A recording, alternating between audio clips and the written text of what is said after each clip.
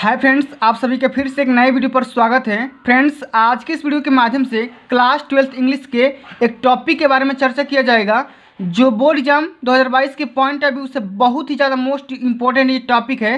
Friends, इस video के माध्यम से मैं आप सभी को ये बताने वाला हूँ कि अनसीन पैसेज को किस तरीके से हल किया जाता है। देखिए फ्रेंड्स, जो आपका पेपर बनेगा 2022 के बच्चों के लिए, उस पेपर में जो आपका सेक्शन ए रहेगा रीडिंग पोर्शन से रहेगा, ठीक ना।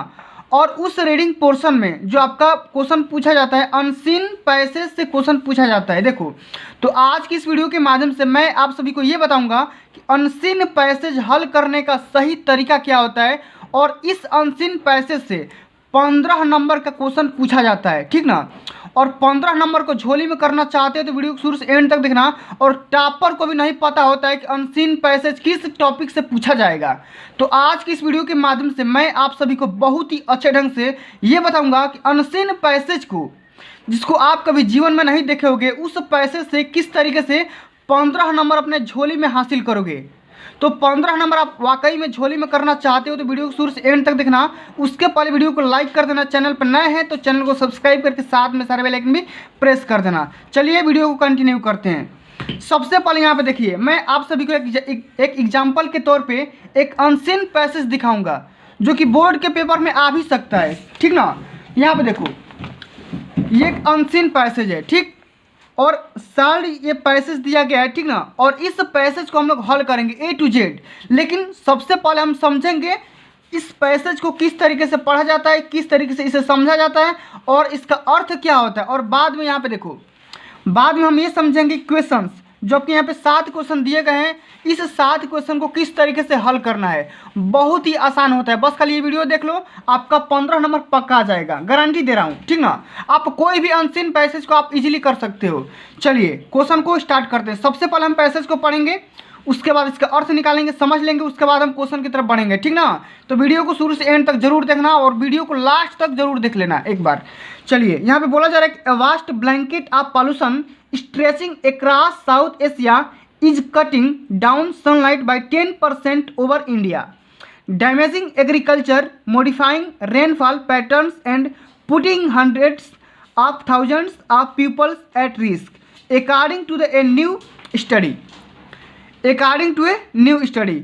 यहाँ पे देखो, सबसे पहले हम इंग्लिश का अर्थ कहाँ से निकालते हैं, लास्ट वाले से, according to a new study. तो यहाँ पे लिखेंगे एक नए अध्ययन के अनुसार पूरे दक्षिण एशिया में फैले प्रदूषण का एक विशाल आवरण भारत में सूरज की रोशनी को 10% या 10% तक कम कर रहा है, ठीक। कृषि को नुकसान पहुंचा रहा है, वर्षा के पैटर्न में बदलाव कर रहा है और सैकड़ों हजारों लोगों को जोखिम में डाल रहा है।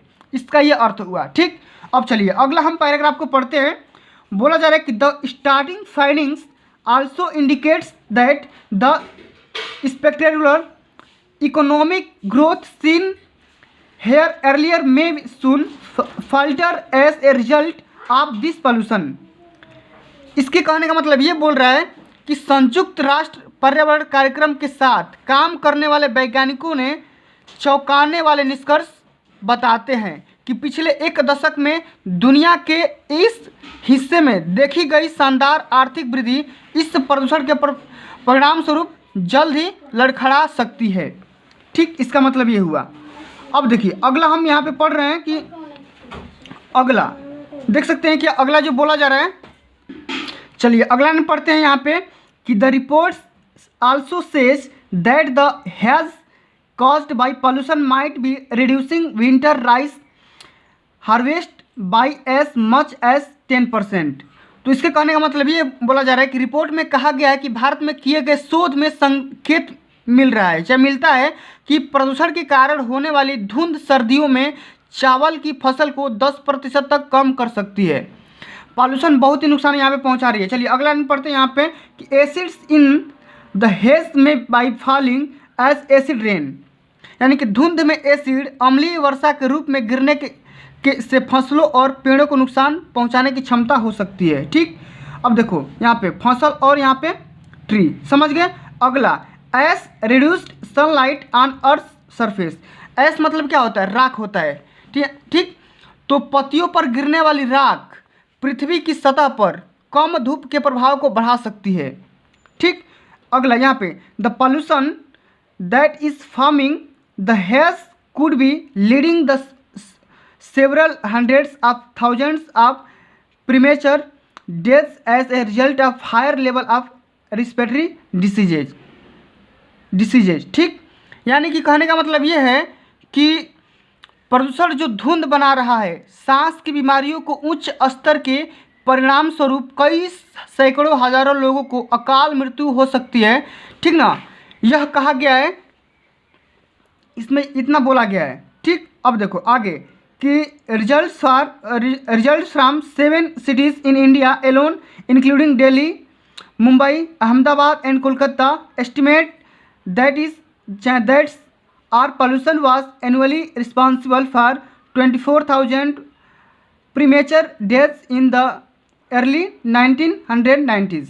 यानी कि इसके कहने का मतलब ये है, समझ लो, पहले एक बार समझ लोगे तो उसके बाद आप इस क्वेश्चन को आसानी से कर लोगे। ठीक ना, अब देखो कहने का मतलब ये है कि ऐसा अनुमान लगाया जा रहा है कि 1990 के दशक की शुरुआत में 24,000 समय से पहले होने वाली मौतों के लिए वायु प्रदूषण सालाना जिम्मेदार था। इतना, चलो इतना हो गया। अब यहाँ पे थोड़ा सा हम क्वेश्चन की तरफ बढ़ते हैं। ठीक ना, उसके बाद हम यहाँ पे आंसर को फाइंड आउट करेंगे। चलिए हमारा क्वेश्चन क्या बोला जा रहा है, क्वेश्चन को समझते हैं। ठीक ना, एक बार यहाँ पे देखिए कि how has the haze over South Asia impact agriculture.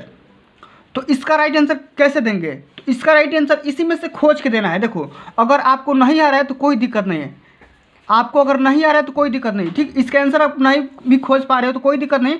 आपको करना क्या, इसी में से 2 लाइन उठा के लिख देना है, जिसे यहाँ पे लिखा गया है कि the haze over South Asia has impact agriculture by modifying rainfall patterns, reducing winter rice harvest by as much as 10%। ठीक, and causing acid rain which may damaging crops entry. क्या कर रही है, फसलों और पेड़ों को क्या कर रही है, डैमेज कर रही है, बर्बाद कर रही है। ठीक ना, इस तरीके से आपको लिख देना है।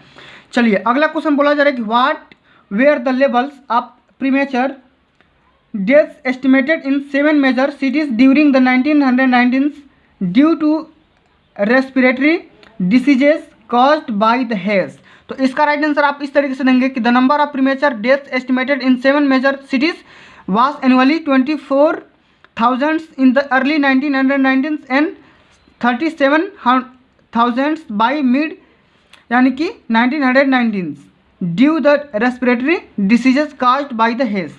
इस तरीके से आपको इसी में से खोज के लिख देना है। ठीक ना, आपको बाहर से अपने मन से नहीं लिखना है, इसी में से खोज के लिखना है। अब देखिए अगला क्वेश्चन पूछा जा रहा है कि what did the say about the effect of the hedge and the current drafts in most part of India. यानी कि इंडिया के मोस्ट पार्ट्स ऑफ इंडिया के बारे में करंट सिचुएशन क्या है उसके बारे में लिखना है। तो यहाँ पे इसका आंसर देंगे कि he said that it is too early to blame the haze of the current droughts. ठीक, बूंदे however it is drought continues for 4 to 5 years, 4 से 5 साल के बीच में, then they would start suspecting.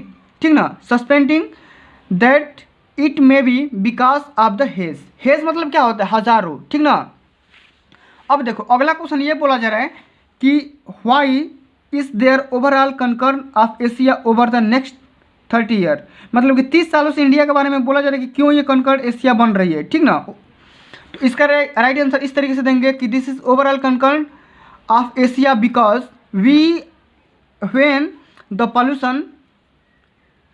Population of the Asian regions rise to an estimated 5 billion people, the regional and global impact of the haze are set to intensity। ठीक, इस तरीके से। अब देखो ये जो 3 क्वेश्चन दिया गया है बहुत ही आसान क्वेश्चन है। ठीक ना, करना ही कुछ नहीं है, एंटोनिम्स लिखना है प्रीडिक्टिबल का। तो प्रीडिक्टिबल का जो एंटोनिम्स होगा, एंटोनिम्स का मतलब कि उसका समानार्थी शब्द, तो स्टार्टलिंग हो जाएगा। ठीक ना, इस तरीके से यहाँ पे लिख देंगे। अब यहाँ पे देखो, यहाँ पे एक और क्वेश्चन बोला गया है, सिनोनिम्स लिखना है। एंटोनिम्स का मतलब उल्टा और सिनोनिम्स का मतलब कि सेम, कि पार्टिकुलरी का सिनोनिम्स क्या होगा, तो इसका हो जाएगा स्पेसिफिकली।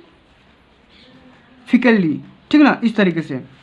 अगला क्वेश्चन बोला गया जा रहा है कि डिस्टर्बिंग का यहाँ पे सिनोनिम्स लिखना है, तो डिस्टर्बिंग का हो जाएगा डिस्क्रिप्टिंग, और इसी पैसेज के आधार पे लिखना है, ठीक ना। आपको अपने मन से नहीं लिखना है, इसी पैसेज के आधार पे लिखना है। तो फ्रेंड्स आज के लिए बस इतना ही, मिलते हैं अगली वीडियो में। ये वीडियो आपको अच्छी लगी होगी, हेल्पफुल लगी तो वीडियो को लाइक करना, ज़्यादा से ज़्यादा शेयर करना, और अगले वीडियोज़ के माध्यम से हम यहाँ पे आप सभी को सिखाएंगे कि आर्टिकल राइटिंग किस तरीके से करना है, ठीक ना।